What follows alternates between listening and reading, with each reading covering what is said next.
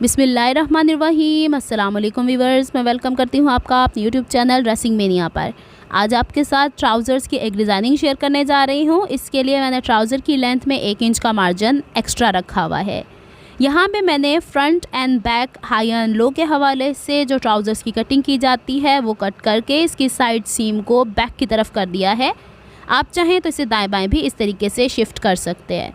फिर इसके बाद इसके बॉटम की फोल्डिंग में मैंने जो 3.5 इंच का मार्जिन लिया हुआ होता है उसमें 1/2 इंच का मार्जिन एक दफ़ा फ़ोल्ड करना है और फिर इसे 3 इंच ऊंचाई पे ऐसे फ़ोल्ड करके और सेंटर से सेंटर मैनेज करके इसके साइड के ऊपर जितना एक्स्ट्रा मार्जिन कपड़े का जा रहा होता है उसे हमने ट्राउज़र की फ़िटिंग के अकॉर्डिंग कट कर लेना है और क्रीज़ बना के रखनी है। इसे हमने ना तुरपाई करनी है ना सिलाई, और ये ऐसे ही खुला रहेगा। अब हम इसे सीधी तरफ कर लेते हैं। आपको यहाँ पे एक चीज़ दिखाना चाहूँगी कि जब हम इसे सीधी लाइन पे रखते हैं तो ट्राउज़र यूँ थोड़ा सा वी शेप में होता है। जब हम 4 पीसेस में कट करते हैं तो ये ढलान आती ही आती है। तो अब फोल्डेड हिस्से से 4 इंच ऊपर की ऊंचाई पे हम लोगों को 3 निशानात लगाने। इस तरह की ट्राउज़र कटिंग में आपने एक चीज़ का ध्यान रखना है, कभी भी साइडों पे निशान लगा के क्रीज़ बनाने की कोशिश मत कीजिएगा, नहीं तो आपका डिज़ाइन इम्बैलेंस होगा और सेंटर से वो जो हल्की सी वी शेप होती है वो ख़त्म हो जाएगी।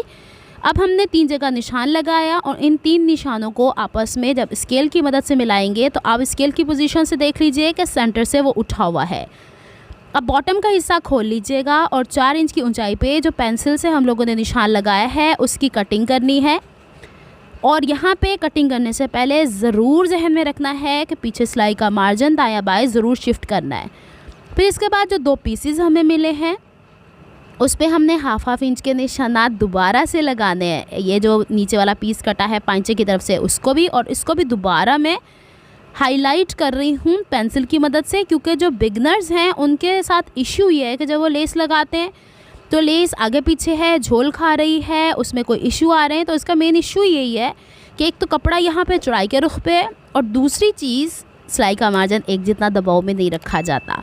तो अब हम जल्दी से निशानात लगा लेते हैं और लेस का सीधा हिस्सा दोनों पीसीज में से किसी एक पीस के सीधी साइड पे रखिएगा और यहाँ पे जितना हिस्सा हम लोगों ने छुपाना है उतना हम लोगों ने उस लाइन के जो पेंसिल से हमने ड्रॉ की है उसके बराबर बराबर रख कर सिलाई लगानी है। एक चीज़ यहाँ पे आप लोगों ने जहन में रखनी है कि सिलाई आपने लेस के किनारे पे नहीं लगानी, किनारे के अंदरूनी साइड पे लगानी है, तभी आपकी लेस में खिंचाव नहीं आएगा। दूसरी चीज़, कपड़ा हमारे पास चौड़ाई के रुख पे है, इसको आपने ज़्यादा स्ट्रेच नहीं करना। यहाँ पे जो हल्की सी शुरू से बताती चली आ रही हूँ एक कौन सी शेप बनती है वो इसी तरीके से मेंटेन रहेगी। अब इसे जल्दी से यूँ पलट देंगे और यहाँ से हम लोगों ने कर लेनी है इसकी इस तरीके से हल्का हल्का हाथों की मदद से स्ट्रेच करके आयरनिंग। ये करनी इसलिए ज़रूरी है कि यहाँ पे भी थोड़ा सा अगर हिस्सा अंदर की तरफ मुड़ा रह जाएगा तो आपकी डिज़ाइनिंग आगे पीछे हो सकती है। ये डिज़ाइन देखने में इंतहाई आसान है, लेकिन जब हम इसे बनाएंगे प्रॉपर वे से तो ये और ख़ूबसूरती से नुमाया होता है। तो अब हमने क्या करना है, दूसरे हिस्से को जोड़ने के लिए जो सेंटर ऑलरेडी कट हो चुका है आउटर सीम वो सेंटर से मैच करनी ज़रूरी है। फिर आप लोगों ने इसे सिलाई के ऊपर रख कर, यानी जो निशान हमने लगाया था उस निशान के ऊपर रख कर लेस को, क्योंकि लेस का किनारा तो हमारा इंतहाई बारीक है, तो सेंटर से एक साइड पे लेके गई हूँ, फिर इसको बैलेंस करके दूसरी तरफ से स्टिच करते हुए सेंटर की तरफ लेके गई हूँ। ये टेक्निक होती है जब आपको सेंटर से सेंटर मैच करना हो। उम्मीद करती हूँ आपका यहाँ तक तो सब कुछ समझ में आ गया होगा। ये देखें ना, सिलाई का मार्जिन जो साइड का था इसको भी इसी तरीके से बिठा के और प्रेस करना है ताकि इसमें कोई चुन्नट ना रहे। अब जो हम लेस लगा चुके हैं उससे 1 इंच की दूरी पे, फिर 1/2 इंच की दूरी पे 3 निशानात लगाने हैं। मेथड सेम रहेगा, साइड्स पे, सेंटर पे और फिर अगेन इस साइड पे भी लगाएंगे। तो ये निशानात आप लोगों को अगर लगता है कि आप इस्त्री की मदद से नहीं बिठा पाएंगे तो इसके ऊपर भी वैसे ही स्केल और पेंसिल की मदद से निशानात लगा लिया करें ताकि आपको समझने में आसानी हो। ये देखें, जब हम लेस लगा लेते हैं तो हमारे पास सिलाई का मार्जिन एक जितना हो जाता है। लेस लगाने से पहले जो जिनको प्रोफेशनली काम आता है वो आराम से कर सकते हैं, जो बिगनर्स हैं तो वो इस तरीके से कर ले तो ज़्यादा बेहतर है। फिर हम लोगों ने सेंटर ट्राउज़र का उल्टा हिस्सा पर रखना है। सेंटर से सेंटर मेंटेन ज़रूर कीजिएगा हर क्रीज़ लाइन बनाने के लिए, ये जहन में रखने वाली बात है। यहाँ पे भी अगर आपने दाएं बाएं ज़्यादा स्ट्रेच कर दिया तो भी आपके ट्राउज़र में खिंचाव आएगा, झोल आएगा, गोल घूमेगा ट्राउज़र। तो ये टिप्स मैं इसलिए आपसे शेयर कर रही हूँ। और बार बार आप मेरा राइट हैंड देखिए कि वो सेंटर मेंटेन कर रहा है, उसके बाद क्रीज़ बिठाई जा रही है।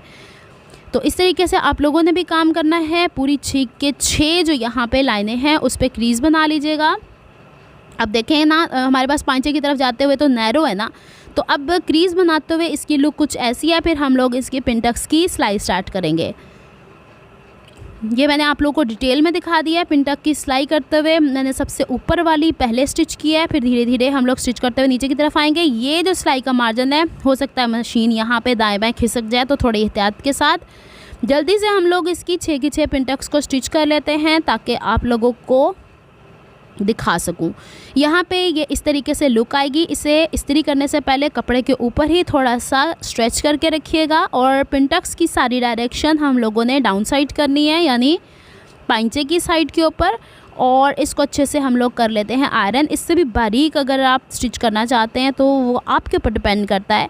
तो जल्दी से मैं इसको आयरन कर देती हूँ। बैक साइड से अब हमने इसका जो बॉटम फोल्डिंग है उसको लेस के बिल्कुल बराबर लेके जाना है ताकि नीचे वाला हिस्सा तो इसके साथ तुरपाई में छुप जाए, लेकिन ऊपर वाली सिलाई जो आपको नज़र आ रही है उसके ऊपर अलग से पलटा लगाने की ज़रूरत नहीं होती, ओवरलॉक से छुपता है।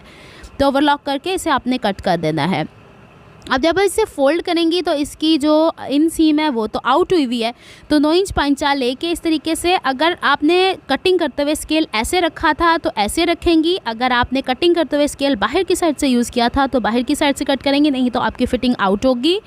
ये चीज़ें आपने जहन में रखनी है। मैंने चूँकि बाहर वाली साइड यूज़ की थी तो देखें इसमें कितना मार्जिन कम जा रहा है, लेकिन ये बारीक सा मार्जिन अगर आप रैंडमली स्टिच करती जाएंगी तो आपकी सारी ट्राउज़र की फ़िटिंग आउट हो जाएगी। ये आपको कट करना ज़रूरी है।